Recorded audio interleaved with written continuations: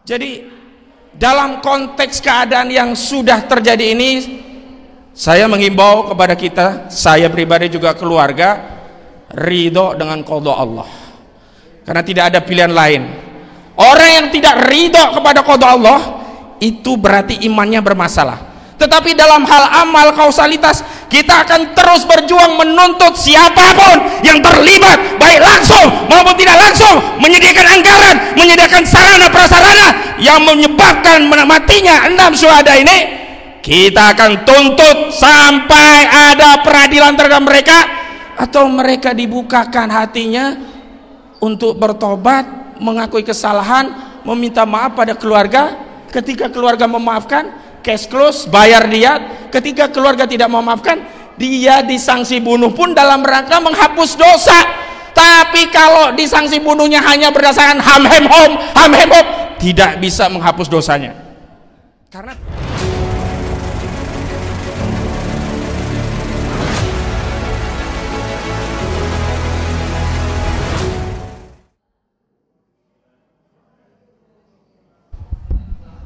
Bismillahirrahmanirrahim. Saya ingin sampaikan pesan kepada Pak Prabowo Subianto selaku Presiden Republik Indonesia. Ini pesan bukan dari saya, tapi pesan dari baginda Nabi Muhammad Sallallahu Alaihi Wasallam. Beliau Sallallahu Alaihi Wasallam bersabda,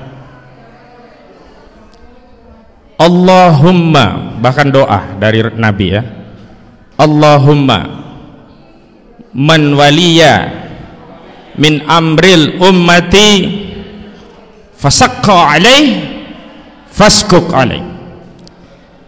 Ya Allah, barang siapa yang diberi amanah urusan mengatur umatku ini, sementara dia menyusahkan umatku, ya Allah, maka susahkanlah dia. Sebenarnya matan redaksi hadis ini ada 2 peringatan ya. Satu peringatan terkait ancaman yang saya sampaikan, yang kedua bisyarah, kabar gembira, yakni bagi pemimpin yang memudahkan urusan rakyatnya, maka oleh Rasulullah Sallallahu Alaihi Wasallam akan didoakan agar dimudahkan urusannya. Tapi saya ingin menegaskan tentang pemimpin yang menyusahkan urusan rakyatnya, maka didoakan bukan oleh saya. Bahkan ini didoakan oleh Nabi Muhammad Sallallahu Alaihi Wasallam agar apa? Agar disusahkan urusannya. Dan kalau kita menyimak paparan dari banyak tokoh tentang peristiwa KM 50, ini bukan perkara rumit, bukan perkara pelik. Benar kata Pak Maijen TNI Purnawirawan Sunarko, ini tinggal perintahkan selesai. Tidak perlu kita berteriak-teriak, tidak perlu kita paparkan argumentasi dari novum sampai hal-hal yang berkaitan teknis begitu. Tapi ini berkaitan dengan ada tidak keberpihakan dari saudara Prabowo Subianto yang dulu sudah pernah berkomitmen akan mewakafkan dirinya untuk rakyat. Dan hari ini Pak Prabowo sudah jadi presiden, bukan capres. Pak Prabowo hari ini juga sudah jadi presiden, bukan menhan. Pak Prabowo hari ini adalah panglima tertinggi dari tentara sekaligus atasan langsung dari Kapolri. Urusan penegakan hukum langsung ada di bawah kendali Prabowo Subianto. Kalau dulu Prabowo bisa mengajukan uzur, saya hanya menhan, kewenangan saya terbatas. Tapi hari ini saudara Prabowo Subianto adalah presiden yang punya kewenangan, kewajiban sekaligus tanggung jawab terhadap seluruh persoalan rakyat, termasuk peristiwa kilometer 50. Yang kedua, saya ingin menghimbau kepada segenap pelaku, siapapun Anda yang menjadi pelaku yang melihat video ini, yang di dada Anda masih ada iman. Kenapa saya katakan di dada masih ada iman? Karena dalam Islam kalau orang itu beriman tapi melakukan kesalahan, membunuh, dia masih bisa menebus dosa pembunuhan tadi dengan diterapkannya kisos. Tapi ingat, kisos itu ada syarat. Apa? Permintaan maaf kepada korban. Dan permintaan maaf kepada korban itu juga ada syarat. Apa? Pengakuan terhadap kejahatan yang sudah dia lakukan karena telah membunuh jiwa tanpa alasan yang hak.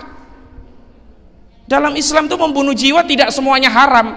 Bahkan ada yang diperintahkan. Saat jihad fisabilillah, membela wilayah, membela agama, membela harta, justru diperintahkan membunuh atau terbunuh, dan itu tidak berdosa. Bahkan siapa yang bisa membunuh dalam jihad, dalam perang fisabilillah, justru berpahala.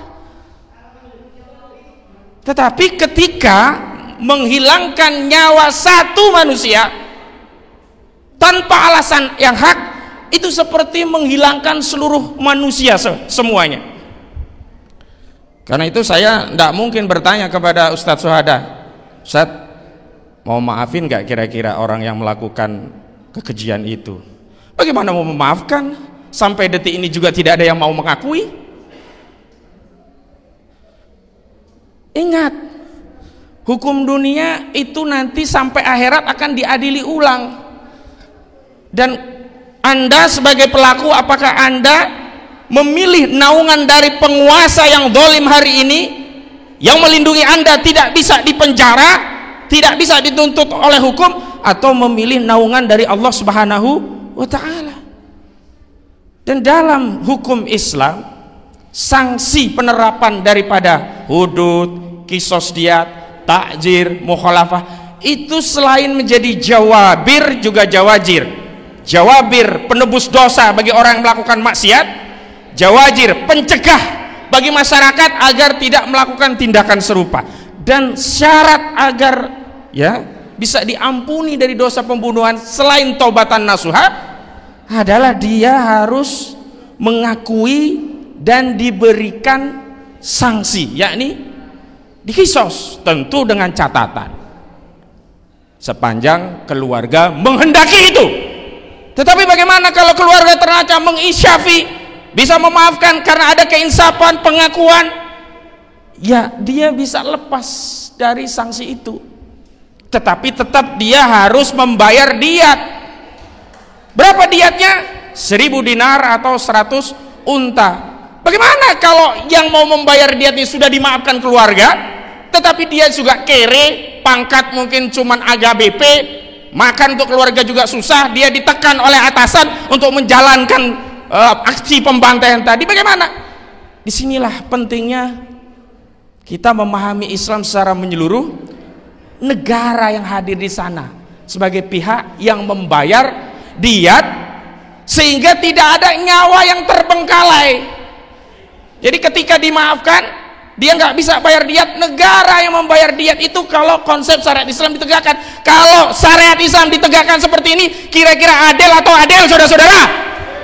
Kira-kira umat Islam dan manusia ini akan terjaga tidak nyawanya, saudara-saudara? Maka maha benar Allah Subhanahu wa Ta'ala yang telah berfirman, A'udzu billahi minasyaitonir rajim, walakum fil qisasu hayatun ya ulil albab.